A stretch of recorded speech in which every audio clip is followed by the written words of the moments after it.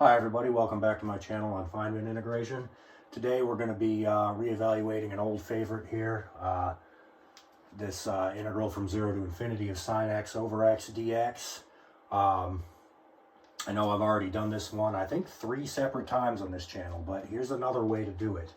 So anyway, let's just get started.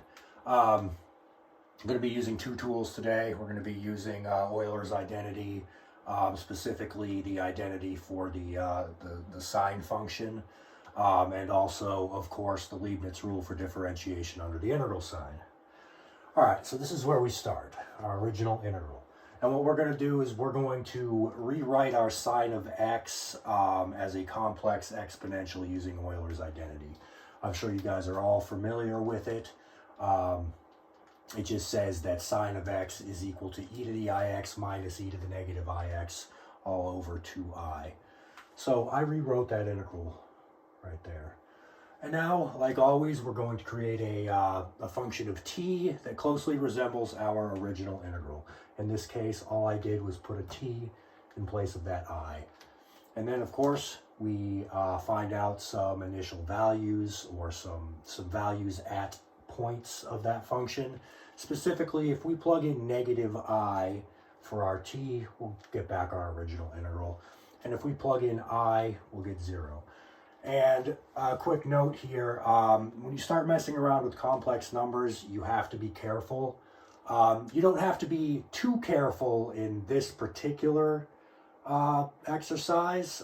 There is one stumbling block at the end that I'll go over, but we aren't there yet, so let's just keep going. So anyway, yeah, we have this. We have a function of t, and we have some known values at two different values of t. So now we use the Leibniz rule on our f of t to get this. And that's just taking a partial with respect to t of the integrand. And that will evaluate to this. So our f prime of t is equal to the integral from 0 to infinity of the partial with respect to t of this integrand, written right there, times 1 over 2I, which is simply equal to this. It's just negative 1 over 2it. Now, we're not interested in f prime of t, we want f of t. So what we'll do is we'll anti-differentiate this and we'll anti-differentiate that. That'll give us f of t, that comes from anti-differentiating this, is equal to negative natural log t over 2I plus c.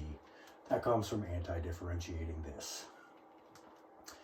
Then we can solve for c because we know if we plug in I for our t, we get 0. So we know that 0 is equal to the negative of the natural log of I, but I can be written as e to the I pi over 2, and then the natural log and the e will cancel. That will become a 4 on the denominator. The i's will cancel. You'll be left with nothing but c being equal to pi over 4. And that's written right here. So now we have a nice expression for f of t where we can just plug in our negative I to get the value of our original integral. And when we do that, we see that we do, in fact, get pi over 2. Now, here's the stumbling block. How do you choose how to write a complex? Because there's infinitely many ways to write a complex number in exponential form. For instance, I'll just show you right here.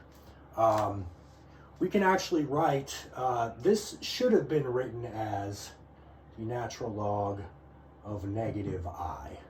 I should have put that in there first and then converted it to this. That's what we're really dealing with. We're really dealing with negative I. And we know that one of the complex representations of negative I is e to the negative I pi over 2. And that's because if we draw the complex plane here, here's our imaginary axis, here's our real axis. If we plot the point negative I, that's somewhere down here, well, we can write that 2 different ways. Actually, we can write it infinitely many ways. we can write it like this. We can write it as we did. We can write it as e to the negative I pi over 2. That just, you start here, and then you have a magnitude of 1. So you just follow an angle down, negative pi over 2 radians, and you'll get that. See, that angle right there is negative pi over 2. But you can also get there going this way. And that angle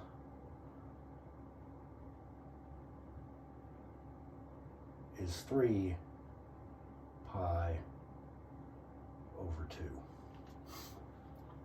So we could have also written that e to the 3i pi over 2. But if we did that, let's just see what happens if we did that. So that would give us I is equal to f of negative I, which is equal to negative, now let's see, we're going to be taking the natural log still of negative I, but we're going to be taking the natural log of this form of it.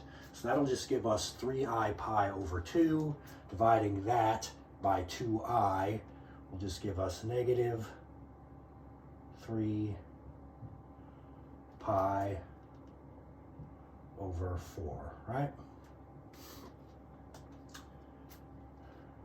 Yeah, because we got 3i pi over 2 divided by 2i. The i's cancel.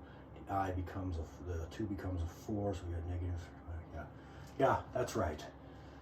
And then, of course, we get the plus pi over 4. But see, that's not going to give us what we expected. That's going to give us negative pi over 2. And that's not what we wanted. So why is it correct to pick this instead of this? I don't have a good short explanation. Basically, when you're picking representations for complex numbers, as a general rule, pick the way that requires the least amount of traveling via angle. In this case, to get to negative I, it's shorter to go this way. So we'll call it negative I pi over 2. This way you have to go 3/4 of an entire revolution around the origin right there to get where you want to be, whereas this only requires 1/4 rotation. I know that is a terrible explanation of why it's correct to pick that, but it's an explanation that'll almost always steer you correctly. That's what you almost always want to do. I would be willing to bet that if we were trying to manipulate e to the negative I pi versus, or I'm sorry, e to the I pi versus e to the negative I pi,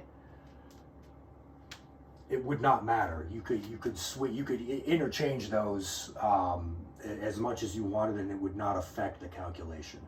But my general rule of thumb is pick the complex representation of your I, or whatever complex number you're trying to get a representation for.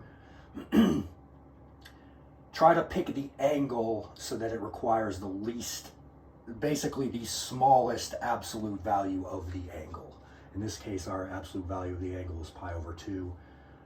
If we went around this way, it would be 3 pi over 2. So that's why I picked negative e to the negative I pi over 2 for our negative I.